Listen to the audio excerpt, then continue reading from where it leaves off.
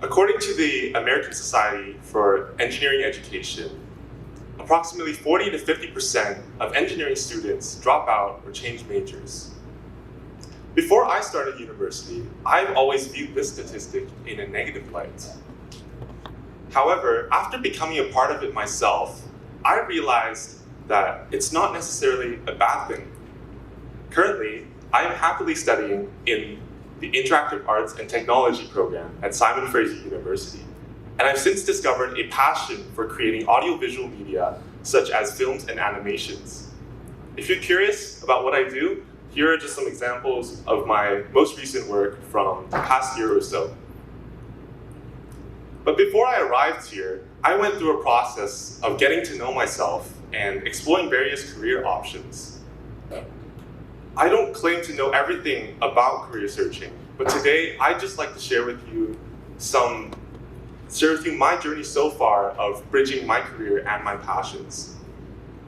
And before I begin, I just want to clarify, today I'm not going to be talking about blindly following your passion, but rather, I just want to suggest some ways that can help you guys find the right career for you. So, why is it important to be passionate about what you do? If you thought the answer was because it's easy, then I'm afraid you're wrong. In fact, it takes just as much work to pursue something you're passionate about. There was even a study by some Stanford researchers that tried to warn against the deceivingly easy path of following a passion. While I do agree with the findings of that study, I do also believe that you can be more motivated to overcome challenges when you're pursuing something you're passionate about. I recently came across an article about the Olympics on NextShark, a popular Asian American news site, and there was a quote from US badminton player Timothy Lamb that really stood out to me. He said, "Make sure you enjoy what you do. The qualification process for the Olympics, especially for badminton, is extremely arduous and mentally challenging. So it's really important that you have a passion for the sport and a desire to be the best at what you do in order to go through these obstacles along the way." What he says right here illustrates my point perfectly. And we can clearly see that the Olympics are a great example of people who are passionate and they're driven to work harder and achieve higher. I also believe that everyone is built differently with different abilities and talents. Therefore, it's more worthwhile for each of us to pursue things that we're good at. If you pursue a career that plays on your strengths, you will have the potential to excel at it. On the other hand, you can work just as hard in something else and still be mediocre at what you do. At the end of the day, hard work is non-negotiable on the path to success, but choosing the right career can really help you make the most out of your potential. I'll never know for certain if I'd be a great engineer or not, but one thing I do know is that making videos has always been something that came naturally to me. Now, how do you go about finding the right career for you? Well, the first thing that you should do is get to know yourself. It's important to get to know yourself because that's how you will find something that you enjoy. And when I say enjoy, I mean something that you enjoy the process of. That's why I didn't feel like engineering was a good fit for me, because I didn't truly enjoy the engineering process. I've always had an appreciation for mechanical devices, but I never enjoyed the process of creating them. I only enjoyed the result and not the process. Currently, I'm aiming for a career in 3D or video or something along the lines of that. And so far, from my experience, I've found that the process is just as enjoyable as the result for me. This is largely due to the fact that I feel like there is more freedom for experimentation and learning through trial and error. Something I couldn't say the same about engineering, which is more dependent on precision and mathematical calculations. I just pressed something. There we go. Okay.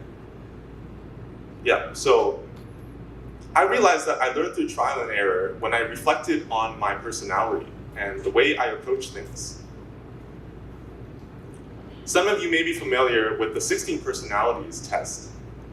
I did the test, and my personality was INTP, also known as the Logician. And their webpage on the Logician personality says that logicians analyze everything that they come across. I think this can explain why I learned through trial and error. I like to tinker with things and analyze how things work together.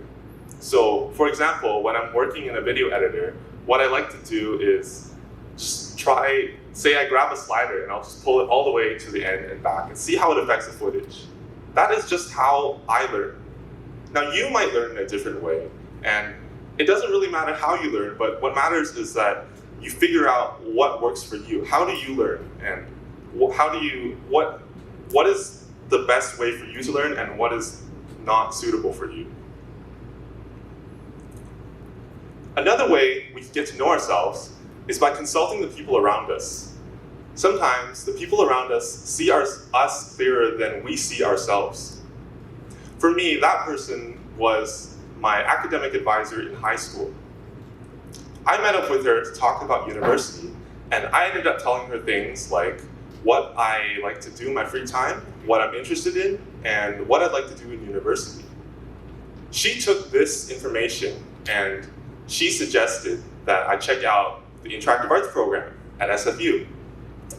At the time, I was pretty dead set on pursuing engineering, which is why I didn't apply to it.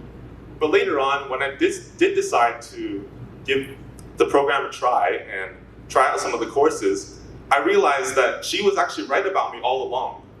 It's crazy how she saw something about me that I didn't see about myself at the time.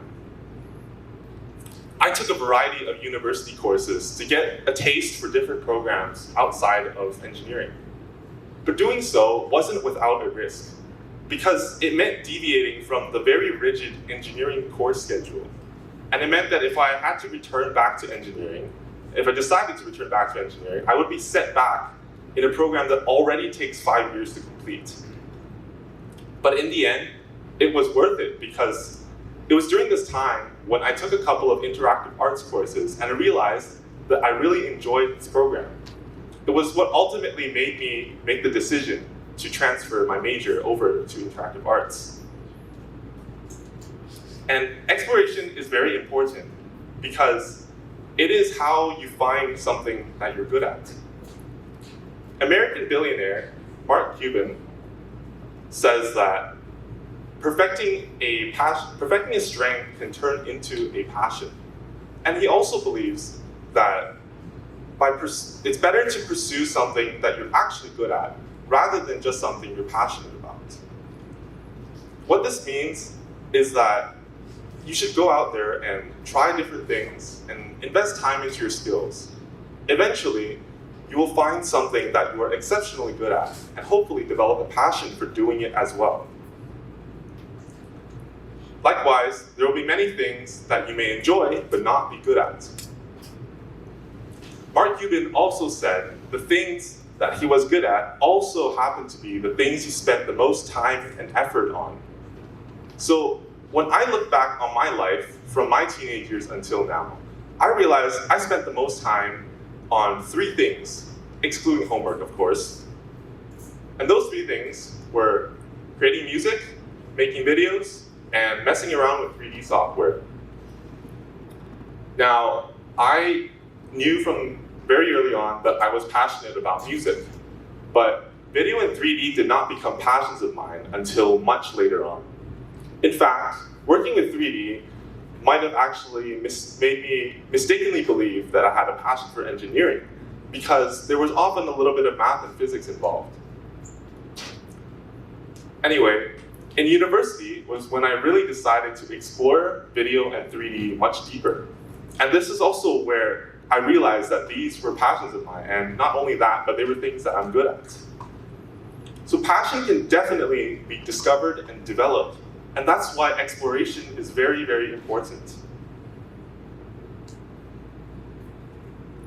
And finally, don't forget to research your prospective careers. Something I did was I talked with people who were already working in the field I wanted to get into. And what this did was it let me get a more realistic idea of what it's like to work in the industry. Likewise, you may also find that the career you originally wanted to pursue might not be as suitable as the one that might not be as suitable for you as you thought it was. I worked at a small engineering company for some time, and just by observing the engineers working there, I quickly realized that maybe I won't actually enjoy what these engineers do on a day-to-day basis. Another thing you can do to research a prospective career is to look at job listings. Job listings can be a great way to check out what sort of opportunities are available and what companies are hiring. It's also a good idea to make note of the responsibilities and requirements on these job listings so you have a clear idea of what to work towards.